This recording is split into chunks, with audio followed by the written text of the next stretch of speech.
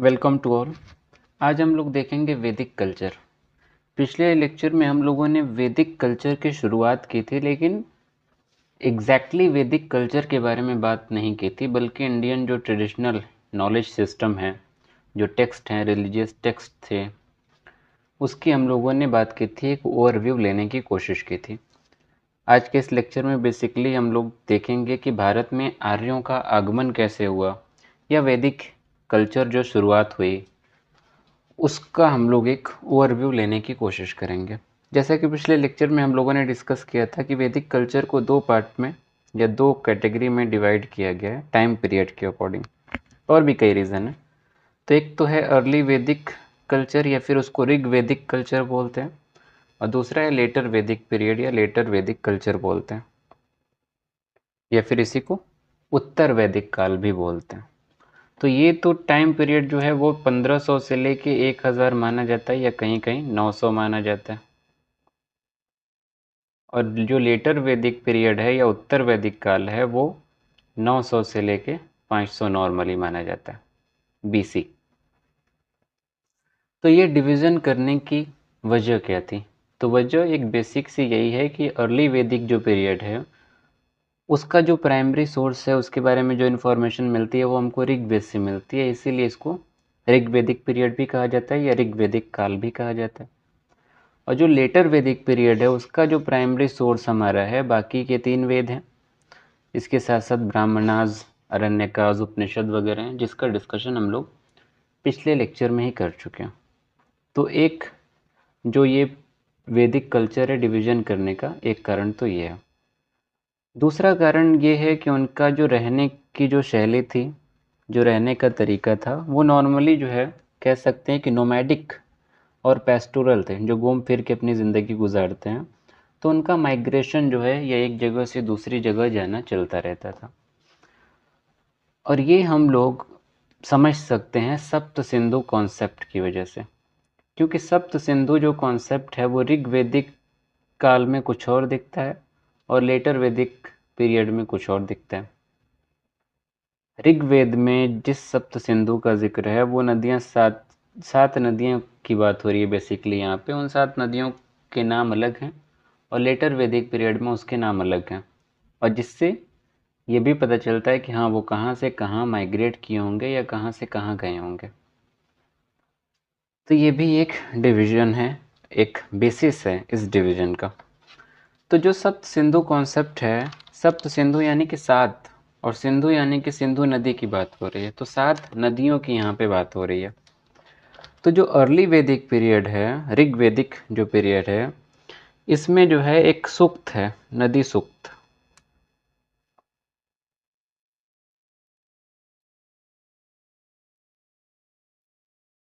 इस नदी सूक्त में जो है 25 नदियों का जिक्र है, और इन 25 नदियों में जो जितनी भी नदियां हैं वो सब इंडियन सब कॉन्टिनेंट की हैं, या फिर कह सकते हैं भारतीय जो है, हमारा जो इंडियन सब कॉन्टिनेंट है वो सारी नदियां यहीं पे मौजूद हैं। और इसमें जो सबसे ज़्यादा नदियों का जिक्र आया है वो सप्त सिंधु का कई बार जिक्र आया। सिंधु को और भी कई नामों से यहाँ पे पुकारा गया है, जैसे हिरण्यानी है या फिर उर्नावती है। इन नदियों के इन नामों से भी सिंधु का जिक्र किया गया।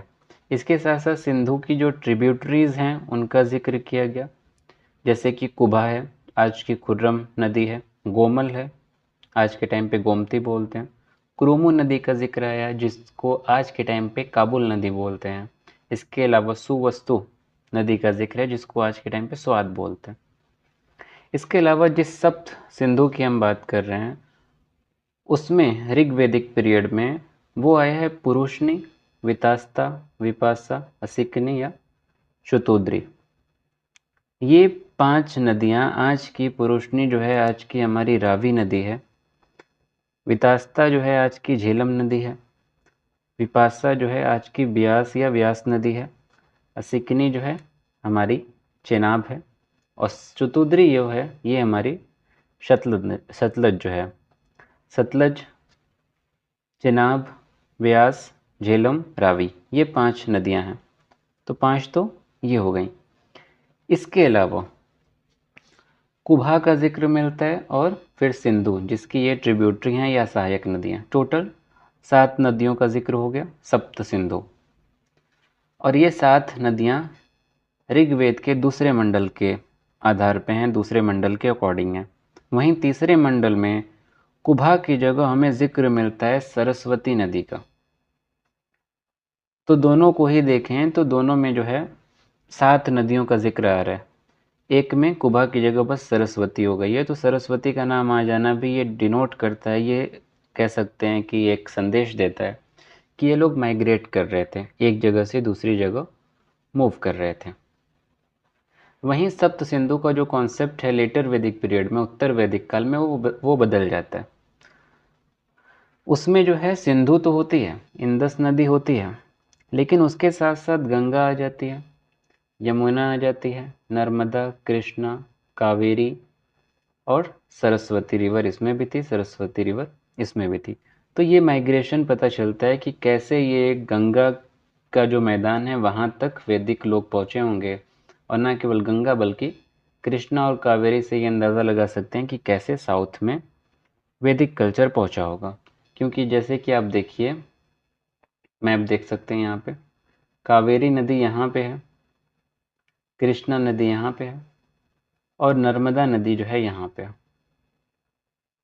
तो इस अर्ली वैदिक पीरियड में या ऋग वैदिक पीरियड में क्या हो रहा था, जो भी जगह थी, सप्त सिंधु की जो बात हो रही थी, वो सारी नदियाँ यहीं पे हैं। देखिए सतलज यहाँ पे है, रावी यहाँ पे है, ब्यास यहाँ पे है, तो चेनाब जो है यहाँ पे है, झेलम यहाँ पे। तो ये सारी नदियाँ यहीं पे थी। लेकिन लेटर वैदिक पीरियड में क्या हो गया, गंगा का भी जिक्र आ गया, यमुना का भी आ गया। तो लेटर वैदिक पीरियड में ये पूरा जो है वैदिक कल्चर में समा गया। वैसे ऋषि अगस्त्य जो थे, उनको माना जाता है कि उन्होंने जो है वैदिक कल्चर को साउथ इंडिया में इंट्रोड्यूस किया था 800 BC में।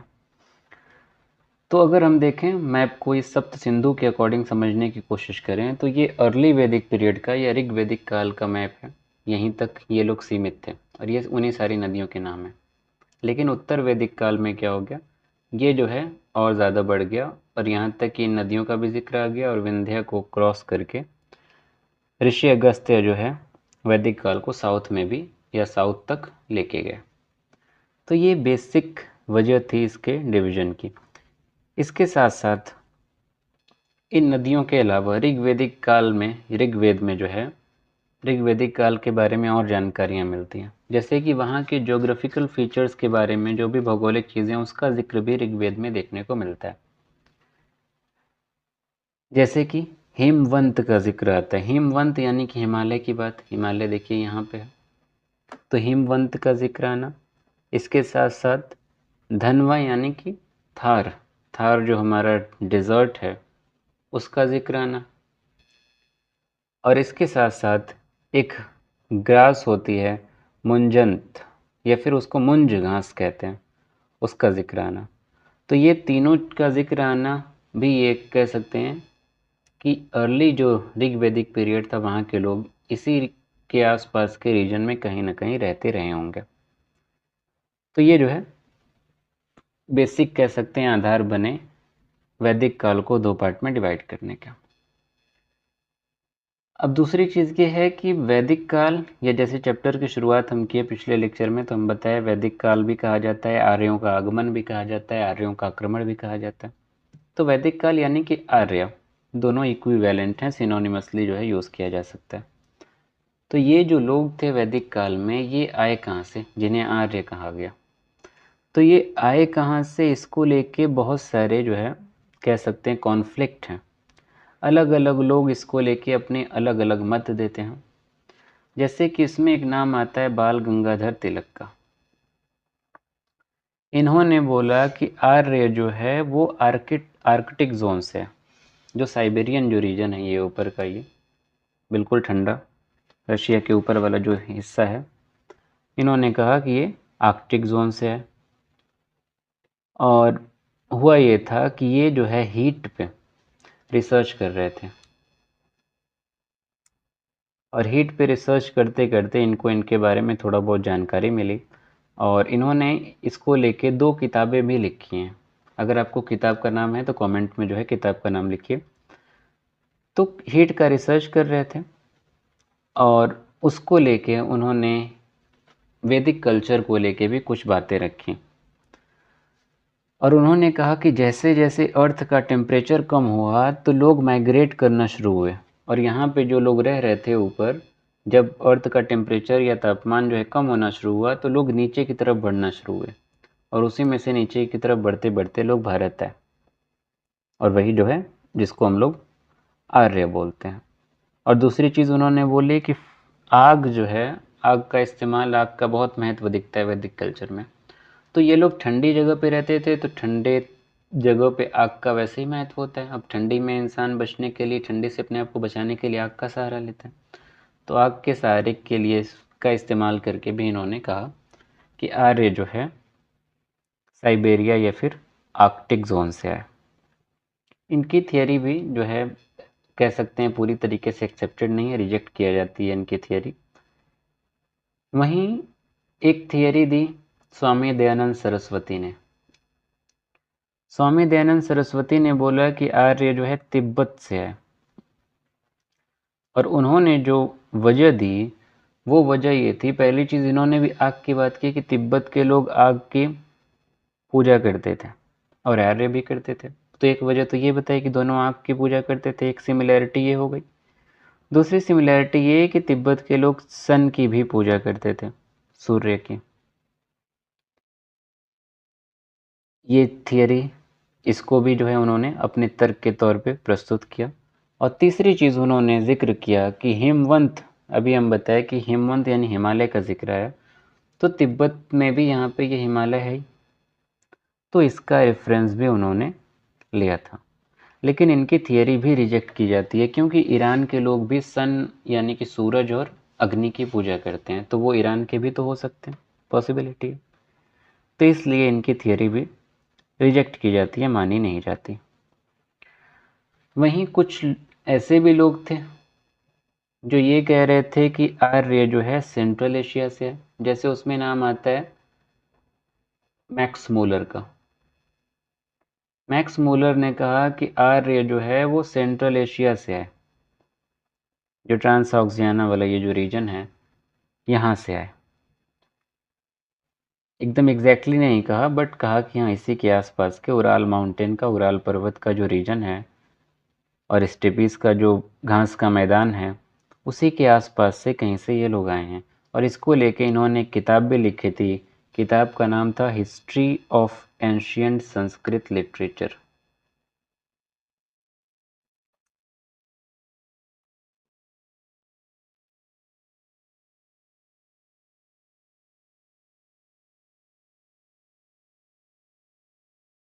ये जो है इनकी किताब थी और इसमें इन्होंने कई सारे आर्गुमेंट्स दिए, जैसे कि अश्व जो वर्ड आया घोड़े के लिए ऋग्वेद में, उसका एग्जाम्पल दिया। अस्पा जो आया ज़ेंद अवेस्ता में, इरानियन टेक्स्ट है, उसका एग्जाम्पल दिया। और भी कई सारे आर्गुमेंट्स जो है उन्होंने अपनी बात को साबित करने के लिए दिए, जैसे कि घोड़ों को पालतू बनाना। इससे पहले भारत में घोड़े के एविडेंस नहीं मिलते। इंडस वैली सिविलाइजेशन में कुछ एविडेंस तो मिले, बट उनको पूरी तरीके से एक्सेप्ट नहीं किया जाता। जैसे कि खिलौना मिला, उसको एक्सेप्ट नहीं किया जाता। वैसे कंकाल मिले तो ये भी कंफर्म नहीं अब तक किया जा सका कि वो घोड़े का ही है, उसमें भी लेके इतिहासकारों के बीच में कॉन्फ्लिक्ट है। तो ऐसा नॉर्मली माना जाता है कि आर्यों के साथ ही भारत में घोड़े आए और सबसे पहले जो घोड़े का डोमेस्टिकेशन हुआ वो कह सकते हैं अनातोलिया का जो रीजन है 4000 BC के आसपास, टर्की का ये वाला जो रीजन है, यहाँ पे हुआ था। पहली बार डोमेस्टिकेशन या पालतू बनाना यहाँ पे शुरू हुआ था और बाद में धीरे धीरे करके ये ब्लैक सी वाला जो रीजन है 3000 BC के आसपास यहाँ पे हुआ और यूरेशिया का ये जो रीजन है यहाँ पे लगभग 2000 BC के आसपास तक यहाँ पे पहुँचा और फिर आर्यों के आगमन के साथ ये 1500 BC के आसपास जो है भारत में आ गया। पहला तर्क ये रहा। दूसरी चीज़ ये कि उराल जो माउंटेन है, उराल माउंटेन जो है वहाँ पे हड्डियाँ मिली। उराल माउंटेन यहाँ पे, ये वाला जो है यहाँ पे दिख रहा है, ये उराल माउंटेन में 60,000 घोड़ों की जो है हड्डियाँ मिली, स्केलेटन मिले, और वो सब 3000 BC के आसपास के थे। ये घोड़े वाली इनकी थियरी पे एक मजबूती प्रदान करता है। इसके अलावा बेबीलोन का इंस्क्रिप्शन है, कैसाइट इंस्क्रिप्शन, अभिलेख बोलते हैं शायद हिंदी में।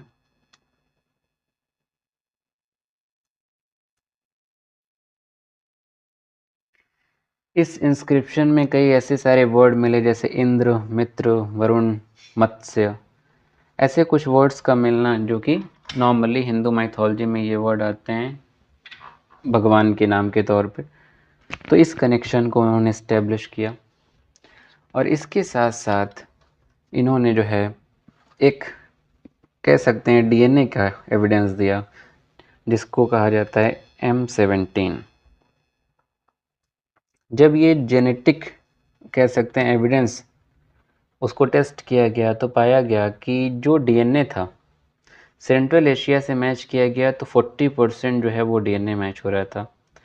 दिल्ली के लोगों से मैच किया गया तो 35%, 35% जो है मैच कर रहा था। साउथ इंडिया से मैच किया गया तो लगभग 10% मैच किया गया। तो सबसे ज़्यादा सेंट्रल एशिया से मैच हो रहा था।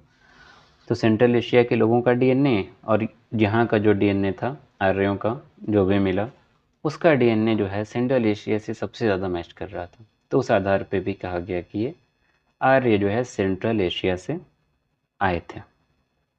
हालांकि इसको लेके भी बहुत सारे कॉन्फ्लिक्ट हैं, क्योंकि इन्हीं की थियरी के अकॉर्डिंग आर्यों का आक्रमण हुआ था भारत पे। तो उस आक्रमण की थियरी को भी आजकल उसमें जो है कॉन्फ्लिक्ट चल रहा है, संघर्ष चल रहा है। कोई बोलता है आक्रमण हुआ, कोई बोलता है आगमन था। तो उसमें हम लोग नहीं जाएंगे। इसके अलावा कुछ और स्कॉलर्स थे, जैसे कि एक नाम आता है एडविन ब्रायंट का। एडविन ब्रायंट ने जो है बोला कि आर्य जो है वो पामीर नॉट के रीजन से है।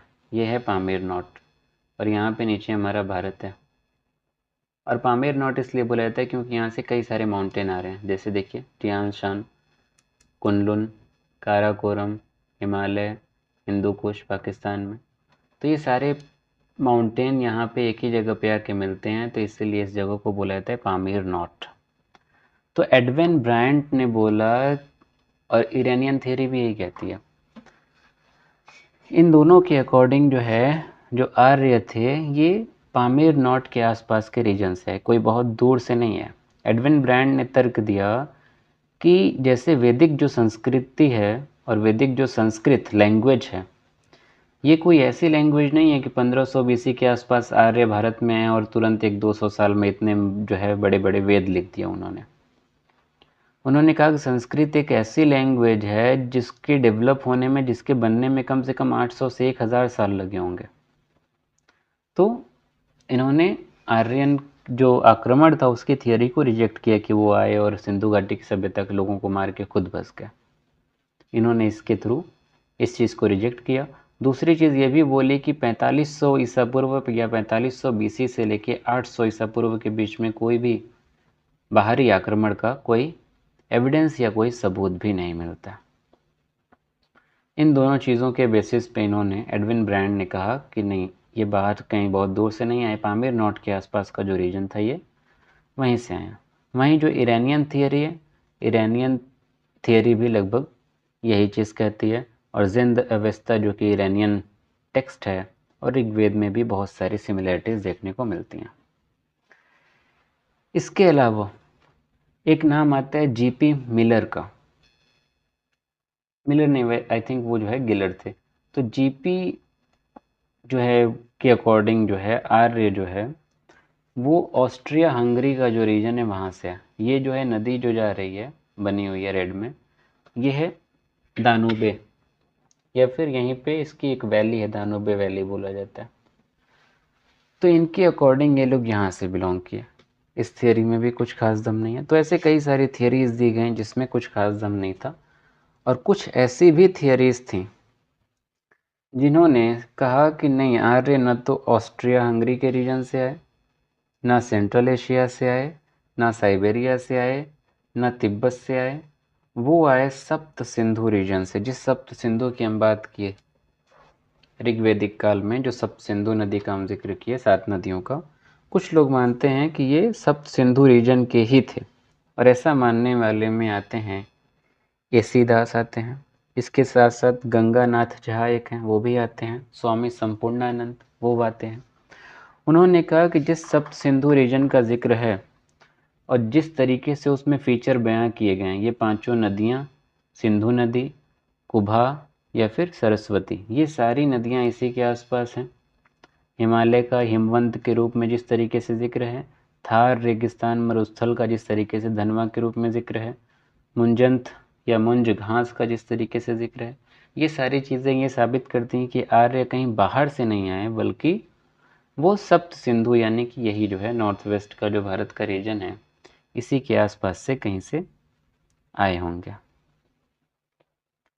तो जो आजकल जो कह सकते हैं कि मोस्टली जो एक्सेप्ट किया जाता है वो यही एक्सेप्ट किया जाता है, मैक्स मुलर की या इन सब की थियरी को ऑलमोस्ट कह सकते हैं कि रिजेक्ट किया जाता है।